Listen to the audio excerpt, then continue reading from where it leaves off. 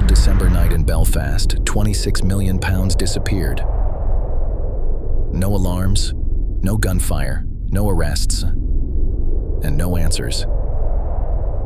This is the story of the most perfectly executed bank robbery in UK history. Northern Bank was one of Northern Ireland's largest and most trusted banks. Its headquarters stood in Donegal Square West, Belfast. Inside, it held enormous sums of cash, pounds, euros, and even US dollars, both circulated and uncirculated. To access the vaults, only a handful of senior officials had the keys and codes. For anyone outside, breaking in was impossible, but for those with inside knowledge, it was a different story. The two men at the center of this heist were Chris Ward and Kevin McMullen, senior officials of Northern Bank, trusted men, respected in their community, with access to the bank's most secure vaults. Little did they know, their lives, and the lives of their families, would become the perfect leverage for a robbery that would shock the nation.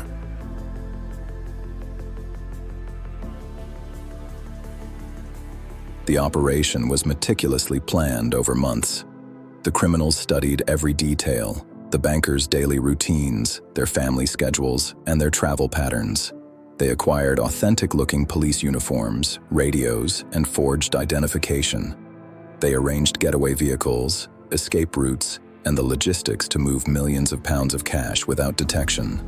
This was not a spontaneous smash and grab. It was a high-level, professional, carefully orchestrated crime, possibly with inside assistance. On the night of December 19th, 2004, armed men disguised as police officers arrived at the homes of Chris Ward and Kevin McMullen. They broke in quietly, carrying firearms and wearing convincing uniforms. Families were terrorized. Chris Ward and his family were held hostage. Kevin McMullen's wife was taken away to a remote rural location. The men were given a chilling message: go to work tomorrow. Do exactly as we say. If you disobey, your families will die. The hostages were kept overnight to ensure compliance, fear, silence, and control. This was the first step in executing a £26 million heist. The following day, both bankers went to work as usual under the watchful eyes of their captors. That evening, they opened the bank's vaults themselves. Every alarm was bypassed. There was no chaos, no panic, no shots fired. Two separate trips moved stacks of cash into a white van. Pounds, euros, and US dollars, millions in physical currency, vanished without a trace. The robbers escaped calmly, leaving behind only silence.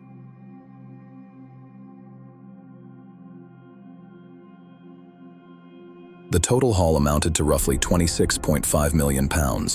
This included £10 million in brand new Northern Bank notes, £5.5 million in used Northern Bank notes, and £4.5 million in other sterling notes. Additional sums in euros and US dollars were also taken. Many of the new notes were registered with serial numbers, making it nearly impossible to launder them. Ironically, the most valuable part of the heist became the biggest problem for the criminals. The Police Service of Northern Ireland launched an extensive investigation. Raids were conducted across Northern Ireland and the Republic of Ireland. Hundreds of officers combed for clues. Some money was recovered, roughly £2 million and $100,000 in a public toilet.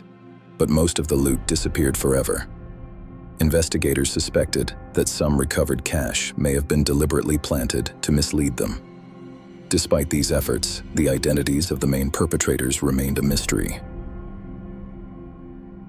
Several arrests were made over the years. Chris Ward himself was arrested in 2008, but the case collapsed due to lack of evidence. Other suspects faced money laundering charges, but none were ever convicted for the robbery itself. No mastermind was ever identified. To this day, no one has been punished for what is considered one of the most audacious crimes in UK history. To protect itself, Northern Bank took unprecedented action. All its banknotes were withdrawn and replaced with new designs. This meant most of the stolen cash became essentially worthless.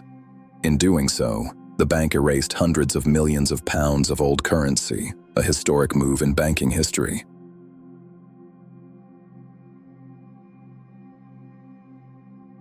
The robbery shook not just the banking system, but the nation.